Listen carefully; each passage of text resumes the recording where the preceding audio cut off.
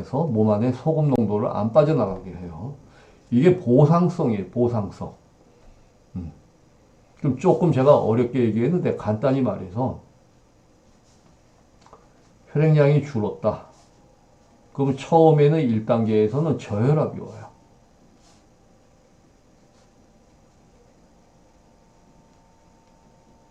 저혈압이 오면 이제 하이포죠. 하이포. 자, 음인, 소음과 태음인. 소음인과 태음인 경우에 항상 소금 농도는 떨어져 내려가고 포타슘이 올라오는 체질이 제가 규정하는 음인이에요. 우리 바닷물고기가 아무리 소금을 먹어도 붓습니까? 안 붓습니까? 안 붓죠? 바닷물고기는 아무리 소금을 먹어도 소금이 엑스크리트 빠져나가면서 포타슘이 들어와요. 몸 안에서. 이런 축을 가진 게 소음 태음이에요. 소양인 태양인은 반대예요. 민물고기가 만약 바다에 들어가면 어떻게 되겠어요? 민물고기가 바다에 들어가서 짠물 먹으면 그냥 부어버려요. 이거 죽습니다. 민물고기는 부종이 돼서 스웨일링이. 그래서 고혈압에는 소금 먹지 말라 한 거는 소양 태양인에게 해당이 되는 말이에요. 그러면 소금 농도가 한 떨어지는 소음인 태음인이 어떻게 고혈압이 올 수 있느냐? 저혈압이 오지, 그죠? 아니죠? 자, 혈액량이 줄면 제가 하나의 공식을 만들어 봤어요. V 곱하기 P 곱하기 F는 콘스트하다. 이거는 혈액량이고, 이거는 혈압이고, 이거는 맥박수예요.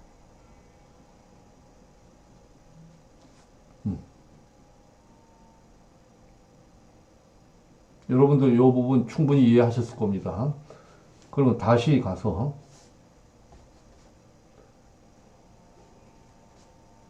제가 이렇게 썼는데 만약 혈액량이 줄었다.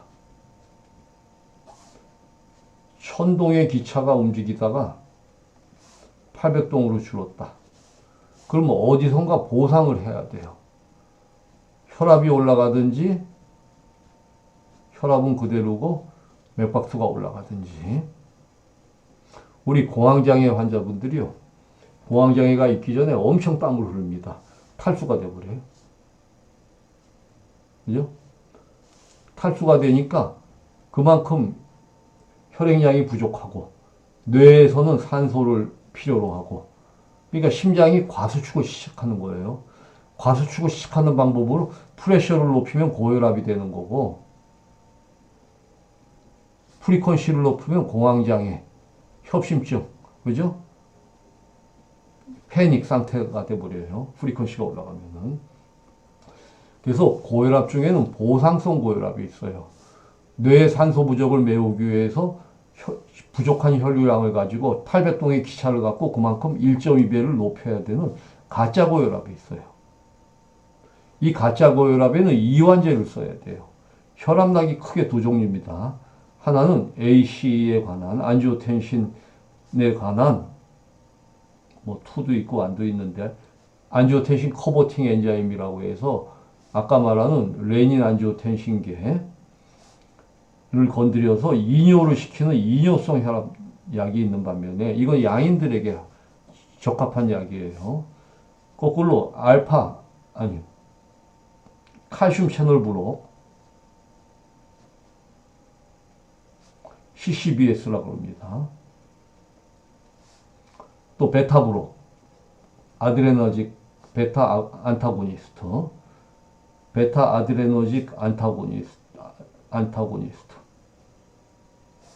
해가지고 칼슘 블록과 베타 블록의 두 가지가 있어요. 이거는 이완제예요. 이완제. 과수축을 없애야 하는. 이 중에서 칼슘 블록은 물론 다른 체질도 듣습니다만 소음인들에게 아주 잘 들어요. 그리고 베타 블록은 소맥을 유도하는데 태음인에게 잘 듣고. 그래서 저희 집에 내과 환자들이 왔을 때는 저는 이거부터 교정을 합니다. 근데 요즘 약들이 대부분 이게 합성제제예요. 엠로디핀이라는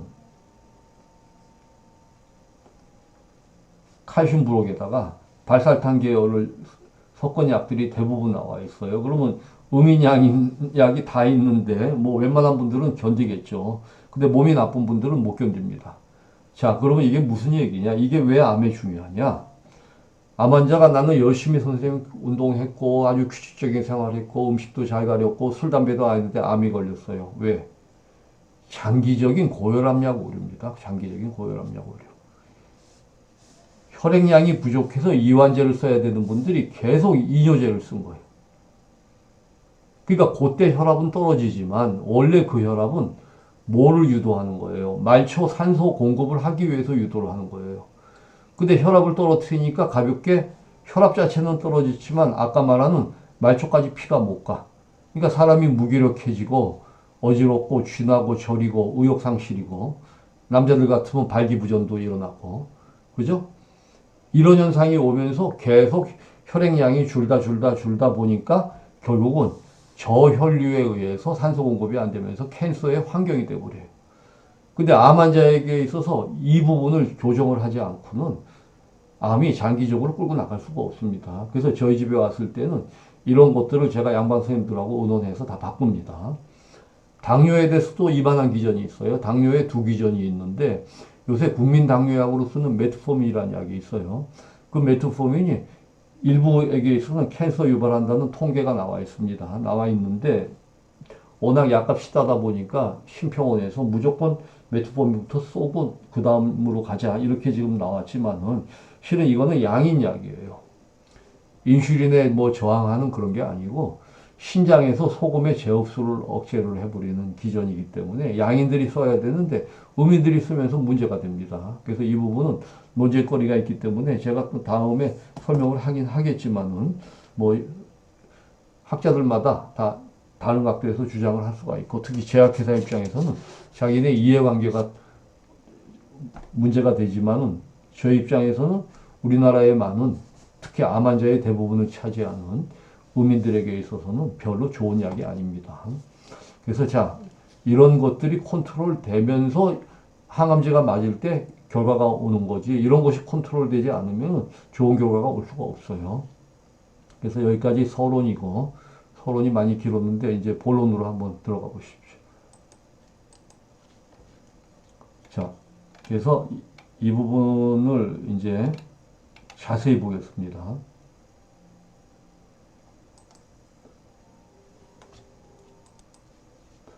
자, 이분이 2022년 4월 5년 만에 재발한 암이에요. 여기 이 시커먼 부분이 지금 복부의 암입니다.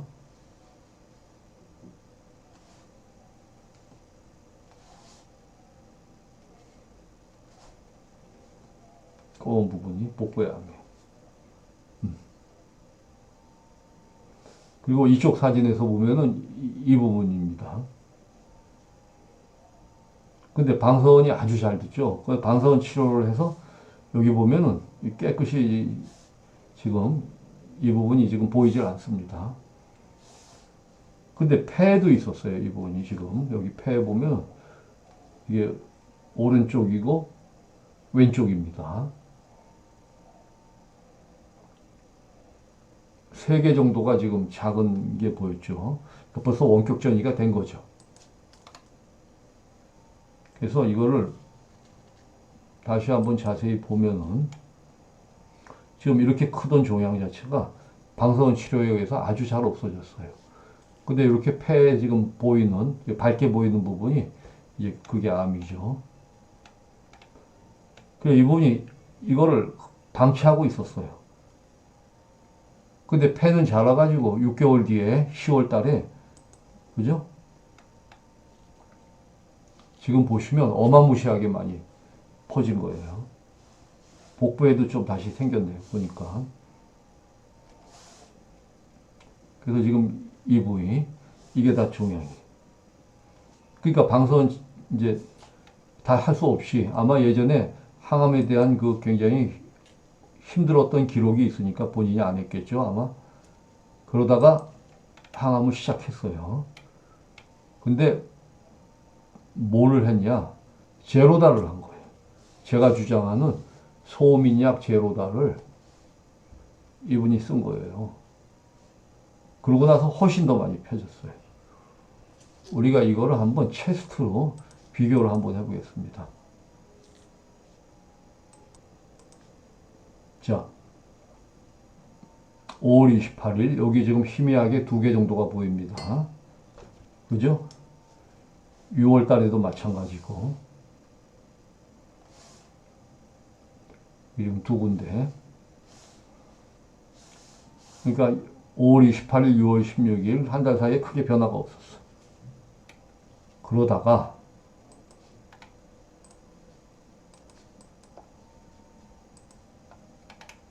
10월 달에 지금 여러분들 보시는 바와 같이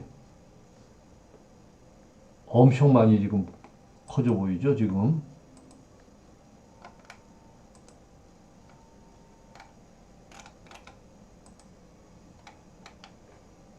그리고 양쪽 다 지금 이렇게 큰 덩어리들이 많이 보입니다. 지금 10월 달에. 이때부터 제로다 치료를 한 거예요. 제로다. 그러고 나서 지금 보시면은 훨씬 더 많이 퍼졌어요. 이제 저희 집 올 때, 저희 집 1월 달에 왔는데 1월 달에 보면 여기 지금 요 뭉게구름 같이 솜처럼 이런 거 혈행성 전이라고 그래요. 혈행성. 헤마토지니오스라고 해서 림파틱이 아니고 혈행성 전이. 혈관을 타고 가는 전인데 지금 여기 소뭉치처럼 그냥 다죠. 뭐 이렇게. 전체가 뭉글뭉글하게. CT상 보면 말도 아닙니다. 그리고 이런 것들이 지금 다 더욱 뚜렷해졌어요. 지금 다. 다예요, 종양이. 이런 데도 다 있어요. 이런 데 다 종양이. 이러니까 병원에서 별로 좋은 소리 못 듣고 이제 저희 집으로 오신 거예요. 친구분 소개로.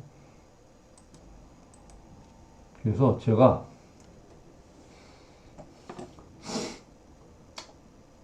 국제청신병원에 저하고 협진하는 일본 분 의사십니다. 요코 선생님이라고 제가 아주 존경하는 분이에요. 저하고 이제 한 8년 세월 됩니다. 8년 전에 제가 청신병원 가서 강의를 한 적이 있는데 잘 받아들이시더라고. 그래서 그 당시에 어떤 예가 있었냐면 결핵 환자가 있었어요. 결핵 환자가 있었는데 결핵약이 아이나 리팜피신, 결핵에서 쓰는 약이 아이나라 그래서 이소니아자이드라는 약이 있어요. 이소니아자이드. 간독성을 쉽게 유발합니다. 그 다음에 리팜피신. 스펠링이 맞는지 모르겠네요. 리팜피신. 그리고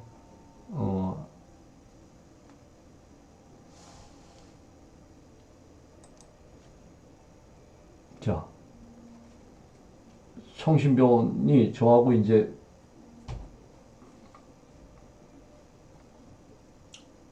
인연을 맺게 된 계기가 제가 강의를 가서 사상의학 강의를 했고 그 당시 환자 중에 결핵을 앓는 분이 있었고 그 결핵이 2달 동안 열을 못 떨어뜨려 가지고 선생님이 매시간 체크를 하고 있었어요.